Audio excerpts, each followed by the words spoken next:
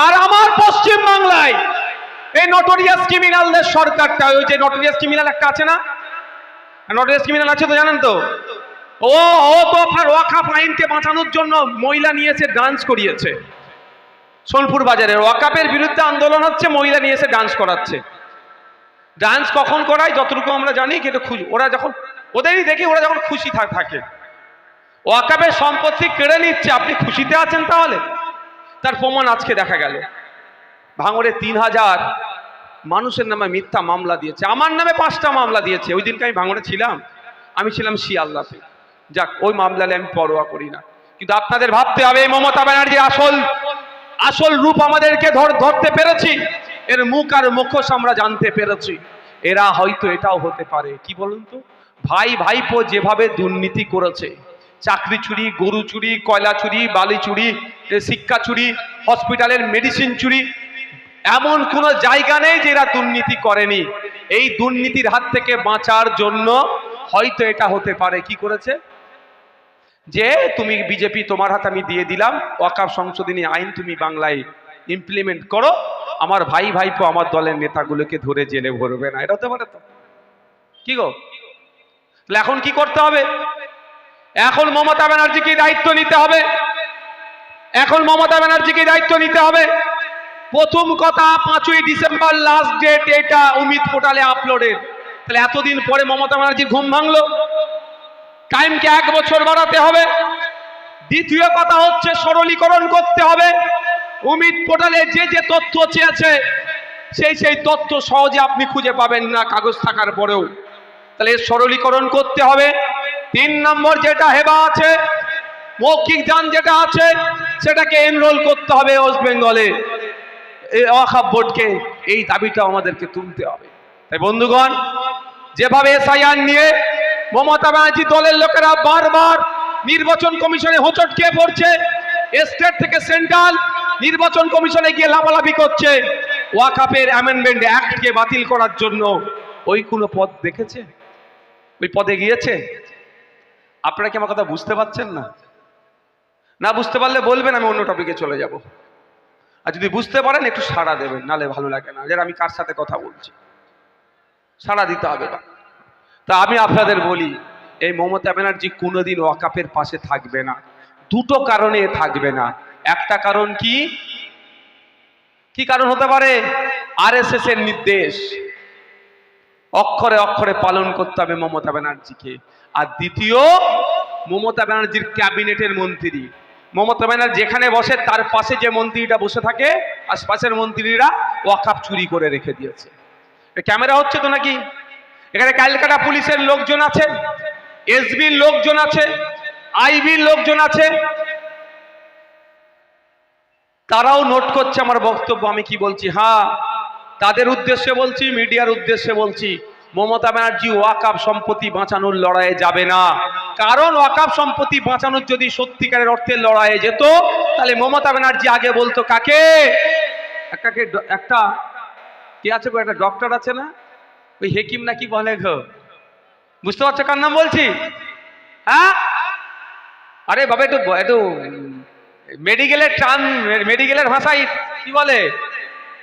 Doctor বলে, আর উল্টো কি বলে তাদেরকে? বুঝতে পারছো না? মমতা ব্যানার্জির ঘনিষ্ঠ ক্যাবিনেটের মিনিস্টার, সে ওয়াকাফ সম্পত্তি দখল করে রেখেছে।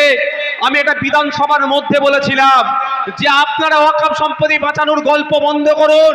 ক্যাবিনেটের মিনিস্টার, পশ্চিমবঙ্গ বিধানসভার এমএলএ, সেও ওয়াকাফ সম্পত্তি দখল করে রেখে দিয়েছে। অনেক এমপি আছে তৃণমূলের, ওয়াকাফ সম্পত্তি দখল করেছে।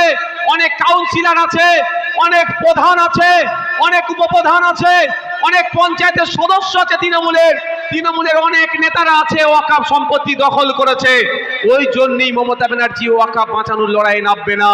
কারণ যদি ওয়াকাফ বাঁচানোর লড়াই নামে, তাহলে ঘর থেকে তাকে শুরু করতে হবে। ভাই, তোমার যে নেতাগুলো দখল করেছে বার করো। আর সর্বোপরি কি বলছি আপনাকে জানেন, মমতা ব্যানার্জি ওয়াকাফ সম্পত্তি বাঁচানোর লড়াইয়ে নামবে না। কারণ আপনারা জানেন, বিখ্যাত এখন চর্চিত একটা জায়গার নাম হয়েছে, জায়গাটার নাম কি স্ট্রিট গো? ক্যামাক স্ট্রিট। কলকাতায় একটা জায়গার নাম হচ্ছে ক্যামাক স্ট্রিট। ওই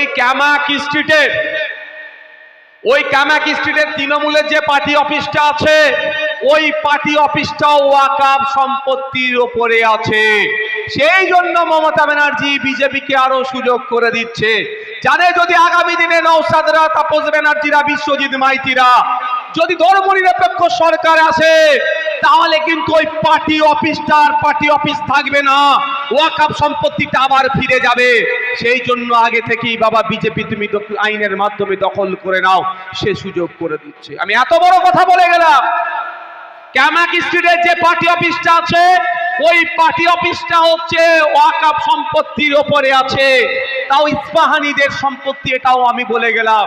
ইসি নাম্বার পর্যন্ত আমার কাছে আছে, মুখস্থ নাই ভাই, নালে ওটাও বলে দিতে পারতাম। ভাবতে পারছেন, বুঝতে পারছেন কি বলছি? সেই মমতা ব্যানার্জি নাকি আপনার সম্পত্তি বাঁচাবে। লুটতে যারা ব্যস্ত, যারা তোলাবাজিতে ব্যস্ত, যারা আপনার নামে যে টাকা বরাদ্দ হয়েছে সেটা কেড়ে নিতে ব্যস্ত, দেউচা পাঁচামিরে আদিবাসীদের জমি কেড়ে নিতে ব্যস্ত, জঙ্গলের জমি কেড়ে নিতে ব্যস্ত, জল জমি জঙ্গল স্বাভাবিক অধিকার আদিবাসীদের, সেটা কেড়ে নিতে যারা তৎপর, তারা নাকি আপনার সম্পত্তি বাঁচাবে। এরাও টকে টকে আছে আপনার সম্পত্তিটা কিভাবে দখল করা যাবে। তাই আপনার সম্পত্তি মানে আপনাকেই বাঁচাতে হবে, আদিবাসী সম্পত্তি আদিবাসীকেই বাঁচাতে হবে, জঙ্গলের অধিকার আদিবাসীকেই বাঁচাতে হবে। কিন্তু আদিবাসী লড়াইয়ে আপনাকে সাথ দিতে হবে, আপনার লড়াইয়ে আদিবাসীকে সাথ দিতে হবে। তা বন্ধুগণ, ঐক্যবদ্ধ হতে হবে, দলবদ্ধ হতে হবে। বিজেপি চাইছে হিন্দু মুসলমানের মধ্যে বিভাজন করে দিই, যে যার লড়াই সেটা বুঝে নিই। কিন্তু আমরা ইন্ডিয়ান সেকুলার ফ্রন্ট, আমরা ওই তত্ত্বে বিশ্বাসী নয়। আমরা জাত ধর্ম বর্ণ নির্বিশেষে ব্রিটিশদের বিরুদ্ধে যেভাবে লড়াই করে আমাদের পূর্বপুরুষেরা ব্রিটিশদের কালো থাবা থেকে দেশকে মুক্ত করেছে, আমাদেরকে এগিয়ে আসতে হবে। বিনয়ী বাদলের উত্তরসূরি আমরা, ফুরফুরার পীর আবু বকরের উত্তরসূরি আমরা, গান্ধীজির উত্তরসূরি আমরা, নেতাজির উত্তরসূরি আমরা, ভগৎ সিং এর উত্তরসূরি আমরা, ক্ষুদিরামের উত্তরসূরি আমরা, বেগম হযরত মালের উত্তরসূরি আমরা, আপনার প্রীতিলতা ওয়াদ্দেদারের উত্তরসূরি আমরা, মাতঙ্গিনী হাজরার উত্তরসূরি আমরা, স্বাধীনতা সংগ্রামীদের উত্তরসূরি আমরা। আমাদেরকে কাঁধে কাঁধে মিলিয়ে হাফিজ বিন নিসার আলীর মতো ব্রিটিশদের বিরুদ্ধে তৎকালীন সময়ে ৮৩,০০০ কৃষককে জাত ধর্ম বর্ণের ঊর্ধ্বে গিয়ে এক করে ব্রিটিশ জমিদারদের বিরুদ্ধে লড়াই করেছিল। আজকে সময় এসেছে আমাদেরকে ঐক্যবদ্ধ হতে হবে, দলবদ্ধ হতে হবে। সংবিধান বহির্ভূত যে অ্যামেন্ডমেন্ট গুলো এসেছে, সংবিধানের বাইরে গিয়ে সংবিধানকে আঘাত দিয়ে যে কাজগুলো করার চেষ্টা করছে, তার বিরুদ্ধে আইনি লড়াই করতে হবে, মাঠে ময়দানে লড়াই করতে হবে, একসাথে থাকতে হবে। বন্ধুগণ, আপনাদের জ্ঞাতার্থে জানিয়ে দিই যে মাদ্রাসা এখনো আছে, মসজিদ আছে, ঈদগাহ আছে, আপনার পূর্বপুরুষের যে কবরস্থানগুলো আছে এখনো সুরক্ষিত আছে।